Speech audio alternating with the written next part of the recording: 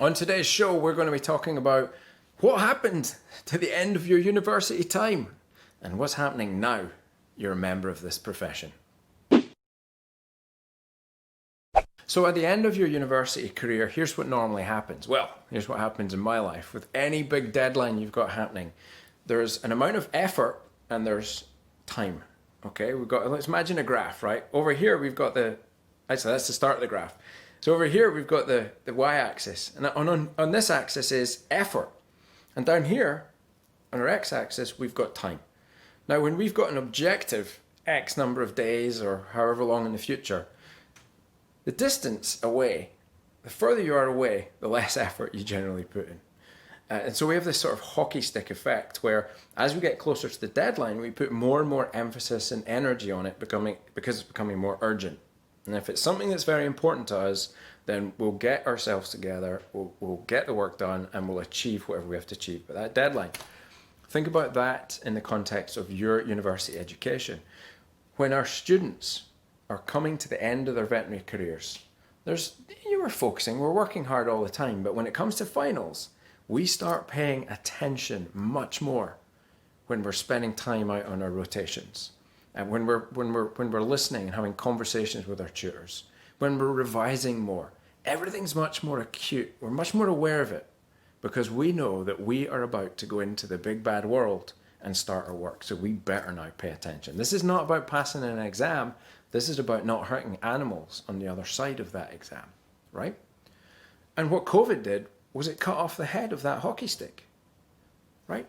3 months out, suddenly all of that stops. We're not doing EMS or externships anymore. We're sitting doing online education. There's not even any particular exams happening. So we cut off this whole massive area under the curve, which is all that learning area, all that growth. And that's not happened. And that's not just happened for this year's students. That's happening right now. And all these veterinary students are doing online education, distant, in a vocational, practical degree. This is a huge challenge for us as a broad profession. Now, what can you, as a veterinary student or as a new veterinarian entering the profession, do to take responsibility for what you can control in this situation? Here's 3 tips. Make a plan. You may have missed out on a lot of those micro moments of development, but when you enter your new practice, you can now take responsibility for filling in the gaps.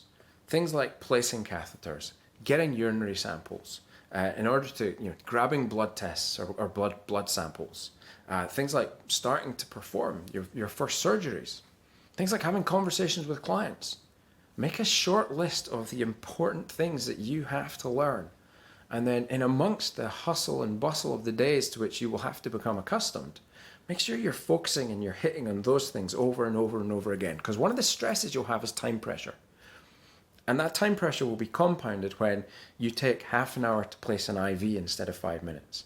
When you've made that pile of consumables and you feel like you're not good enough because you made this pile of consumables and you feel like everyone's watching. Well, let me tell you, everyone's watching thinking, oh, that used to be me. I'm glad it's not me anymore, right? Because we all made that pile of consumables. Don't worry about it. But if you want to get good at that thing, like any other skill, do it over and over and over and over again. So why not ask to do everyone's IVs? Every animal in your practice, every day for the next 2 weeks. You won't be making a very big pile of consumables after that period of time, and you will have taken away a pain point, a friction point in your day that was causing you stress because you weren't feeling good about yourself. Well, now you will because you can do it. It'll be causing you stress because you were taking half an hour. It'll be causing you stress because you knew you were hurting the animal because you were using it as a pin cushion. So you take away 3 points of stress in your day with one focus on a skill. Now do that over and over and over again by absolutely ruthlessly finding those pinch points in your day and focusing in and learning as much as you can and developing your skills as much as you can in those areas. That's how you'll catch up very, very quickly. So that's point 1, get focused. Talk to people when you're struggling. Okay, your friends, your network, your university friends, your boss, your mentors, your network, places like FedEx. Speak about it. Because when you articulate a problem, when you talk about it, or you journal about it, or you get it out of you, it's like cathartic. It is like squeezing poison. I don't know the science of why it works, but I'll tell you, anyone that's been to counselling will tell you, when you share a problem, You're not necessarily solving the problem, you're just talking about it. You feel lighter afterwards. Just because you've been listened to, you've been understood, and maybe you gain some more insight, right? So that's point 2, talk about it.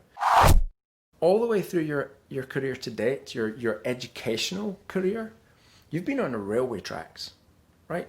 You couldn't have gone left or right if you tried. All you had to do was keep running the engine and you'd get to the end. Well, graduation was the end of those railway tracks. Now you moved off of the train and you're in a vehicle where steering is required. So take responsibility for that which you can. You're not responsible for COVID. You're not responsible for how everybody in your team acts and thinks, but you are responsible for how you act and think.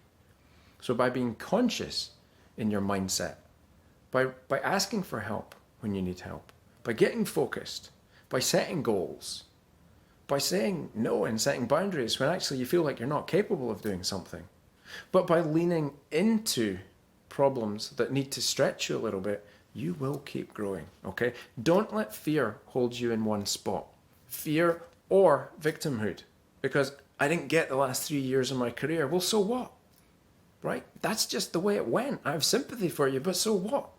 Complaining about it isn't going to get you further forward. It's not going to get you out the hole. It's going to get you deeper in the hole, because when you think like a victim, you rob yourself of the power to make the change. Don't think like a victim. The question to ask yourself is, what more can I do in this situation to get myself to where I need to be? And then get out there and make it happen. Okay? It's not going to be easy, but guys, you're the future of this profession. We, as practice owners, need to help and support you, but you have to also show up and be willing to do the work. Don't let fear win. Okay? Don't let yourself talk yourself out of an amazing career. So get out there, get after it. I hope these tips are useful. Be safe, be well, and be happy.